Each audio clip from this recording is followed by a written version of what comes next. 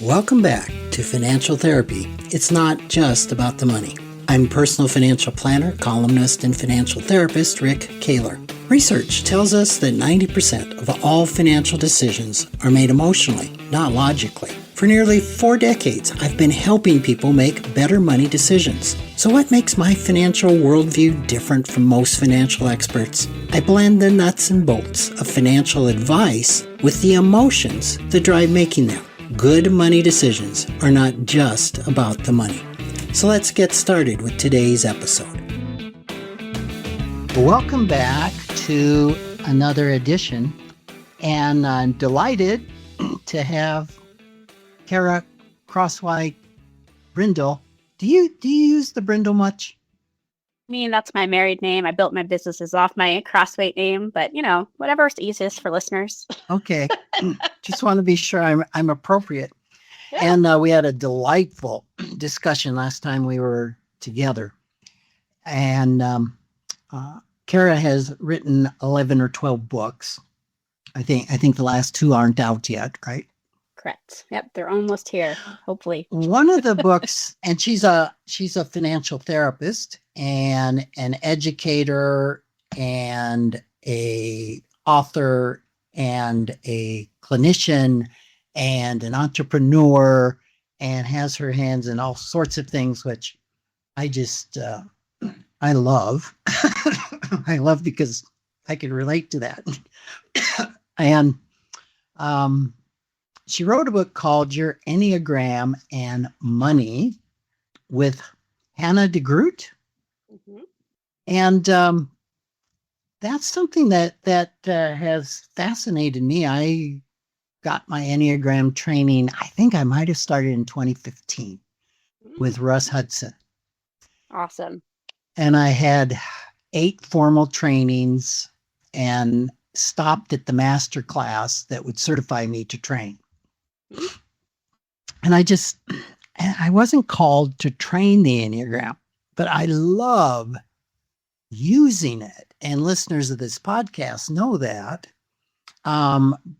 both primarily as a personal development tool for myself. Secondly, I find it very helpful in IFS, in doing the IFS work with people, that it really informs. And I've done some podcasts with Joan Ryan on that.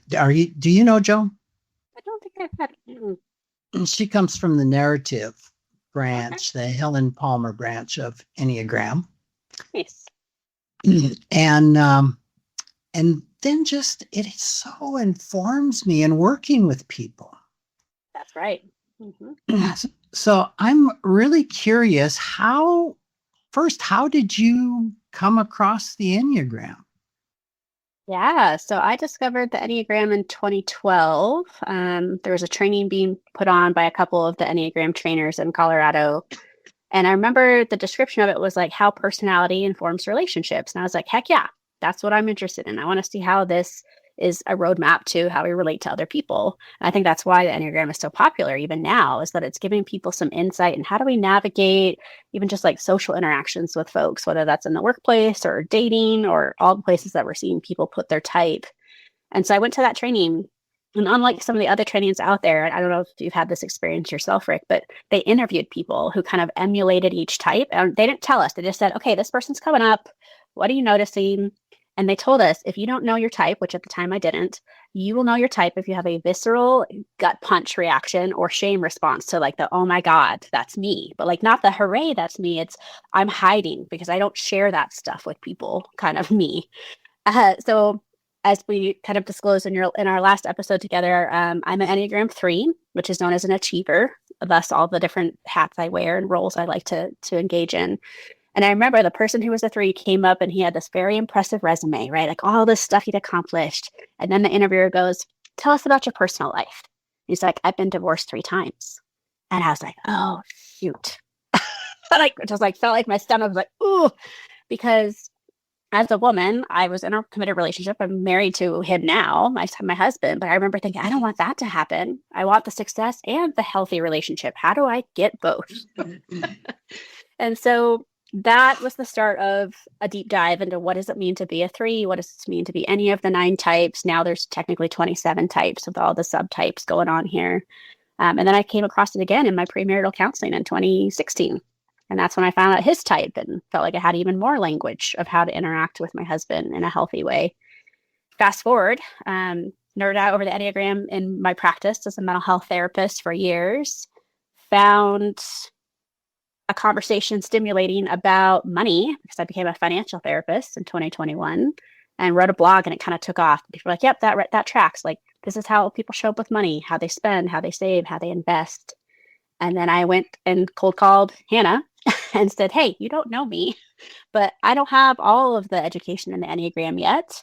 Will you co-author this book with me? And luckily, she didn't think I was a creep, and she said yes. And here we are with a book written by 2 Enneagram 3s in 5 months. We had it out. Wow. In 5 months. Yep. Oh. Typical. Very typical. Wow.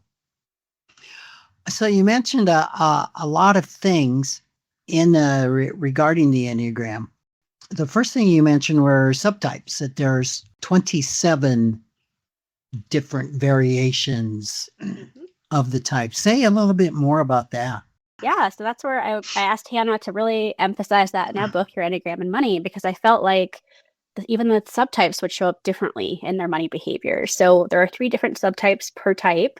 So we've got it based on instincts of self-preservation as an instinct, social instinct, and one-to-one, sometimes called sexual instinct, but that's kind of a turnoff for certain places, like places of business. But in essence, it's how we show up relationally to other people. So self-preservation is very focused inward of like, I need to make sure my needs are met. So these folks, when you put them in a social situation that's unfamiliar, they might be scanning the room to figure out where the exits are, where should they sit, are there familiar faces to connect with, and where's the food in a playful way. I'm going to put that in there. Where's the food? In contrast, the social person is going to be looking for familiar faces, but they're not going to have that same stress response of like, where are the exits? So they'd be like, oh, do I know anyone? Who do I want to sit with?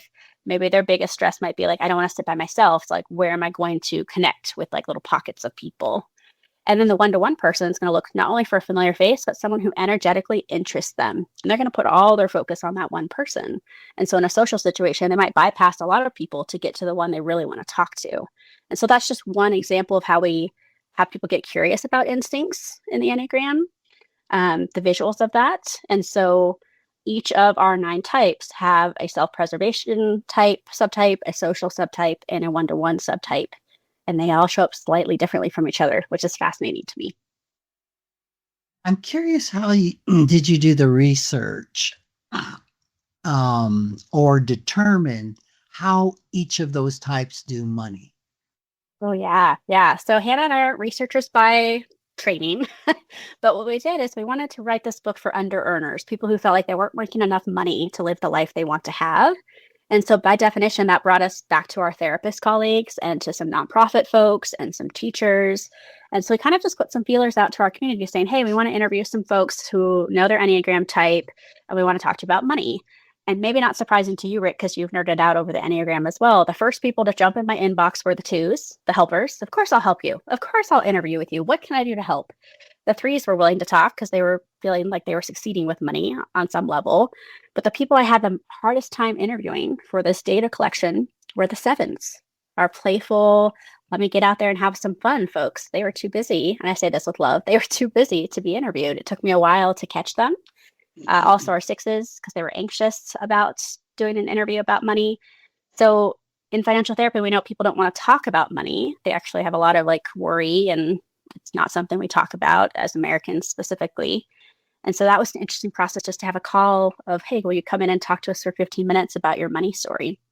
So we asked 5 pointed questions for those folks, interviewed them, got their consent, de-identified them, and made stories that showed up in the book to illustrate, here's how a typical, quote unquote, self-pres 6 might look. Here's how a typical one-to-one 4 might look.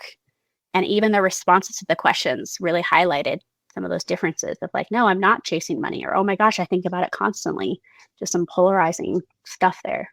So not researchers by name, but lots of interviews. How did you determine their instinctual stack? That's where Hannah was listening really intently with some of the ways they showed up. So fascinating. The further I've gone into Enneagram training, so I just finished a certification program in 2025. And in that, they told us some things that are nonverbal of like, okay, this person might show up with a way that they hold their face. Here's some language they might use. Here's some different affect things that might show up. For threes, we have very like straight across shoulders, which I was like, that's very specific. Like, what are you talking about? Like straight across shoulders versus like Qs have a curved in concave posture of like, I'm holding space in my heart right here. Hmm.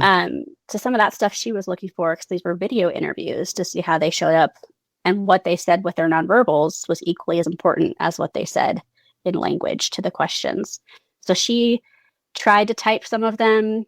Some of them came in having already been typed all the way down to their subtype. So they just disclosed, hey, I'm a Enneagram 2, wing 3, subtype self-pres. And so oftentimes those folks who'd already nerded out over the Enneagram could do that. But other people are like, I'm just a 2. I don't know what else to tell you. And so she had to kind of figure some stuff out there. But that's why I asked her to co-author, because I felt like that was my blind spot. I did not have any training thus far in subtypes. I didn't know there were 27 types on the Enneagram. I knew of the 9 that people talk about most frequently. Are you familiar with the Riso Hudson, the Enneagram Institute at all? Yes. So I will use their evaluations, which I think they have 144 question one. And to your point, we'll tell people, you'll score high, sometimes in one, sometimes it's a tie, but take the top 3 and then read it. And the one where you go, oh, crap. Yeah. Oh, no. That's me. Oh, you've hit pay dirt. And then they also have what they call the IVQ, I think it's called, the instinctual tests that they do. And while none of them are definitive, they help give a hint. And as you were talking about the self-pres, that's my dominant self-pres. I saw you like lit up with that one. I'm like, that's me. Yeah. That's it. Walk into the room. Where's the food? Where are the exits? Are there any light bulbs that are out? Is it hot? Is it cold? Totally. And my blind spot is social. So when I go in and I scope the room out, then I'm looking for that one person to really connect with. That's right. Yeah. And the last thing that occurs to me is the pecking order socially, who's important, who's left out, what's the in group, what's the out group, just no concept. Fascinating, right? Yeah. So mine is a social dominant and a self-pres repressed, as in like, I don't know when I'm hungry. I just bypass eating to get my projects done. I don't know if I'm too hot or too cold until it's too late. And then I'm cranky and hangry, all the things. But socially, for those listening who are like, what's the social instinct feel like? Sometimes it feels like you're in a restaurant and you're noticing that there's someone fighting in the corner. And so like energetically, it's exhausting sometimes to be a social dominant instinct, because you're tracking who's upset, you're tracking who's yelling, you're tracking who's crossed arms saying, oh, where's my server? Like all of that is something I'm hyper aware of. And sometimes it leads to like a somatic response of like, I'm fatigued, my muscles are all tight. Well, why do I feel uncomfortable sitting in this restaurant? So I've had to own that. I got language for that through the certification training. Because like, oh, this makes so much more sense why I don't like to be in certain social situations, because they exhaust me as an introvert. And it's the drama that's happening around me. It's not the joyfulness. It's this person's upset, and I can feel that energetically. Yuck.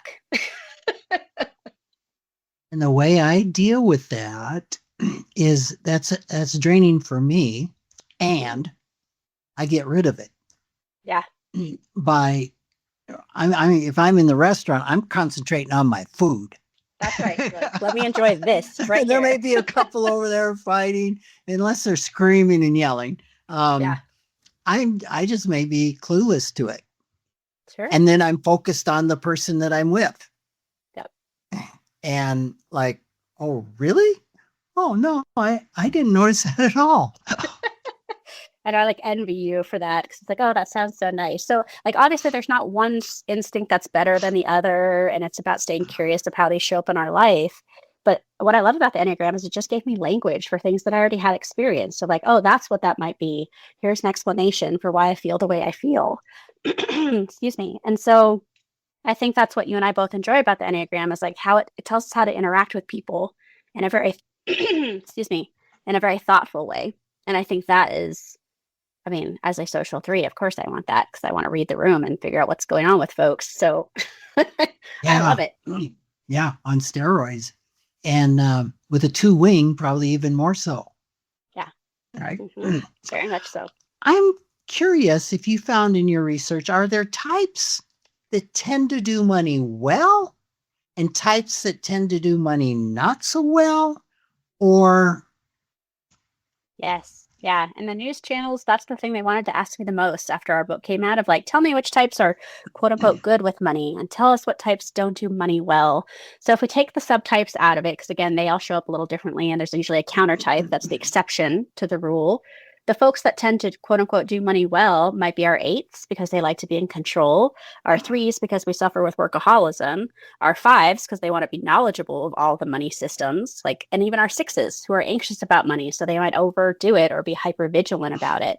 So 8s, 3s, 5s, 6s, possibly 1s to do money the right way. Those are folks that tend to show up the most as like doing good with money. Any reactions to that, Rick, of those types, just from what you know? well, when I think of the 8, I think of the empire builder. That's right. Yep. And the 3, with the achieving and accomplishment. Yep. That would make sense. The 5 is interesting, and being so thoughtful, lots of data, details. The 6, I really relate with the anxiety around that and the need for security. So right. that makes sense. And the 1 in doing money right, I fixate around a 1, and I think I do money pretty well. Gosh, I hope so. So I once had a client say, well, you know everything about our net worth. What's your net worth? Oh, Are you successful or not? Fair question. So yep. That resonates with me. So that leaves us with a couple types that we haven't named yet that might be on the other end of the spectrum, depending on what they've got going on. So 2s being one of those groupings of people, because they're helpers, they could, in their own way, recreate financial dependence. So like, I'm going to enable people, or I'm going to gift my money, donate my money, give it to those in need. Could be family, friends, or causes, communities. And so out of a desire to be wanted and needed and to please others, they might struggle to have this financial security that they're wanting. So 2s, if you're a 2 and you're listening, please, I'm saying all these with love and curiosity if this resonates. Our 4s, they were the hardest to think about with money because we have some 4s that show up of I love money and I envy it and others. And then there are people who are anti-consumerism, anti-capitalism, don't talk to me about money at all. And they all typed as 4s. So like different subtypes there, I think is part of the explanation. Does that have to do with the subtype of the 4? Is there one subtype that's more drawn toward money and one that's... Yeah, I mean, from the self-pres instinct, it's like, I want to have more, I want to be resourced, right? Same with our 5s, they want to feel resourced. Versus our like social 4s, they might be more pursuing, I talk about them as the creatives. They like are the Etsy shop people who are like, I want the custom dress, the beautiful jewelry, the things that show uniqueness. And so that might mean they have less financial security because they're spending more. Depends. Yeah. And then there's just, some people kind of in the middle, depending on if they were in health or stress response on their Enneagram type structure. The 4s, as a collective, might struggle with financial security and not do money as well as some of these other types we've talked about. 7s, they're kind of the playful, depending on who you have training under, they might be called the Peter Pan-esque, don't want to grow up folks, but they're tending to live in the future. And so they have a hard time budgeting for the here and now. They're looking at what's coming down the pike. What am I looking forward to? Am I planning for a vacation, a trip, a retirement, a new experience? And so our interviewees on the 7s, when we finally got them, they were like, I'm looking forward to something. So I'm putting my money towards that. And it is in direct contrast with retirement, because retirement for a lot of us is not hooray fun. It's security, but it's not sexy. Yeah, exactly. So that's sevens. And then last but not least would be our nines at the top of the Enneagram structure. And nines, they blend so much with others that unless they're partnered with someone who's very focused on money, they could also blend with someone like a four who doesn't care a lot about money. And so their financial security actually is more a reflection of who they partner with than their own Oh, goals. interesting. Interesting. That makes a lot of sense. I love that. There's a snapshot of everybody. I think we got all nine Yeah. types there. Yeah, that is great. Was there something in doing writing this book that surprised you? Ooh. I mean, I was definitely fascinated about who came into the interviews. We talked about that. The fours definitely surprised me as a type structure in general. But I learned so much. I mean, I learned so much from Hannah, who's done the full certification training. She actually does typing interviews, which is what I'm working towards doing myself as a professional, as my next part of my career. So I learned a lot about her. But interestingly enough, even just the process of writing this book with a co-author, I've had 3 co-authors in the 11 books I've written. And Hannah is a 3, but she's a self-pres 3. So something I remember she said distinctly to me is, Carol, I'll write this book with you, but I don't want to do any interviews. I don't want to do podcasts. I don't want to stand up in front of people, because her self-preservation instinct is, I'm going to stay in my lane and be small. Wow. Wow. And she had my number as soon as she saw me on video. She's like, you're a social 3. You're like oozing social 3. And I'm like, I don't know if I should be flattered or offended, because like you just totally like clocked me as I'm trying to sell her this book, right? I'm like, please write this book with me. So we worked well together because our type structure of a 3 was, of course, the same. But our instincts drove how we put out the book, how we marketed it, how we talked to people about it. And she like wanted to just kind of stay in the background. So that surprised me, because I wasn't quite sure, having not learned about instincts until her. I wasn't really sure what that meant until I saw it in action and how she showed up as an author. So I'm wondering, for somebody that doesn't understand the Enneagram or has heard about it, thinks of it as a typing system. Mm-hmm. What's the steps of getting into understanding your Enneagram type? Yeah. There's so much stuff out there. As you already named, there are formal assessments, which the more I go towards certification, the more I hear those are about 66% helpful, right? Accurate to people's type structure. But as you named so beautifully, it usually just narrows it down. Like if we have 9 types generically, narrow down to like 3 types that might be the ones you show up in the most. So I have people maybe start with like one of those free or low cost assessments. Then you can do a typing interview with someone like Hannah, eventually someone like me, where it's like a conversation of like pointed questions that help us kind of filter down what is motivating you, what's your core motivation, which tells us a lot about your type structure. Other folks, it's reading books. So I love the book. Well, I don't know if I love it. It's an overwhelming book, but The Complete Enneagram by Beatrice Chestnut is quite thick. It's like 500 pages, which is like, I don't know if I love that one. But The Road Back to You by Ian Cohn and Susan Stabile is good. And the Enneagram Guide to Waking Up I've loved, because it feels very like pointed of, here's your challenge, here's some ways you can work on your challenge. So there's lots of books out there, depending on who wants to read them and, the language that they like best. I'm a nerd. One I've used consumed is a lot of called them. the Wisdom of the Yes, Enneagram. of course. That's Russ's book, right? So like he's the OG. Right. Yep. Yeah, that's a good one.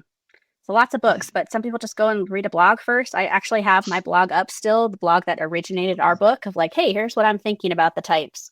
So that blog's out there if people want to check that out as like a little snapshot when it comes to money. But lots and lots of resources out there. I think the biggest warning, though, is a lot of times people are stereotyping.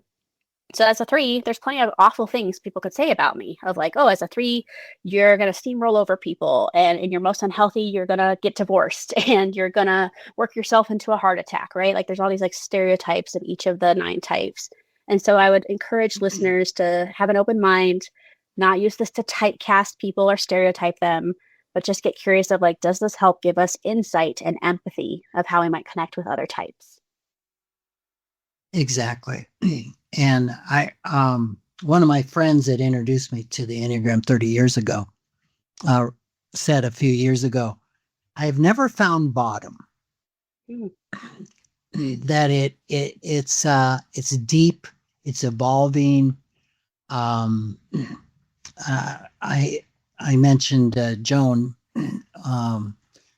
We had a podcast recently that talked about how to find your type from your parts, kind of an inside out of finding the type.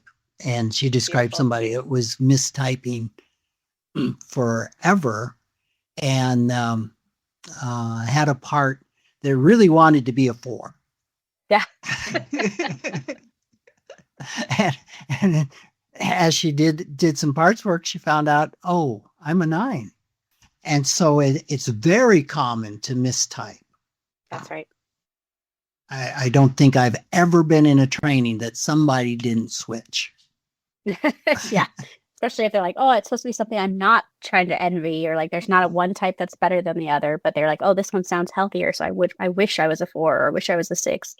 Ironically, a lot of people feel they don't want to be a 4. So it's funny that your story that you shared is like they wanted to be a 4, but they were actually a 9, because 4s also have some pretty negative stereotypes. They all do. They all have like these unhealthy edges.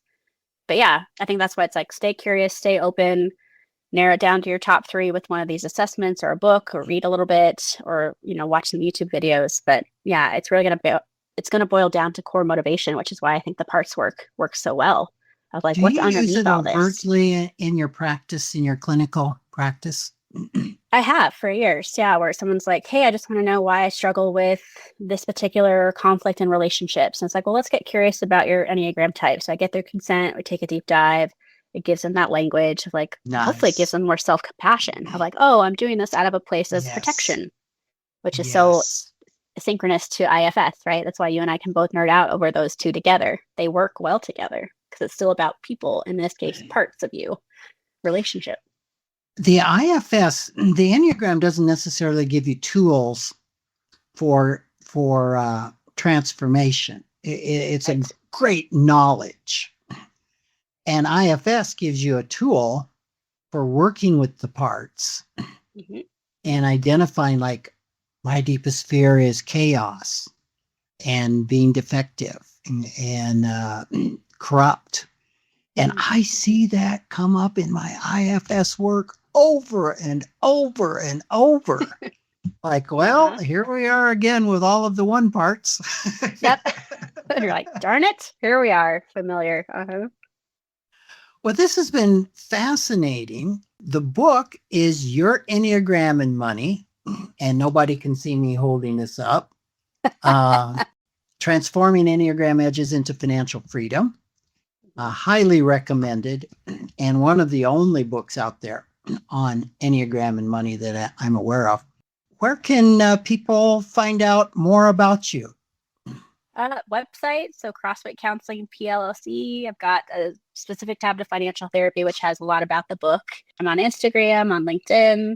Would love to have conversations with folks. And what I love about our book, because there is one other book about Enneagram and money that came out a couple months after ours, ironically, is that my financial therapist hat shows up in this book. So we've got like 24 tools that actually help people figure out how to spend, save, invest, and gift with values alignment, right? Of like, there's no one way to do these things. And so we gave little tools and mantras for each of the Enneagram types to get them started.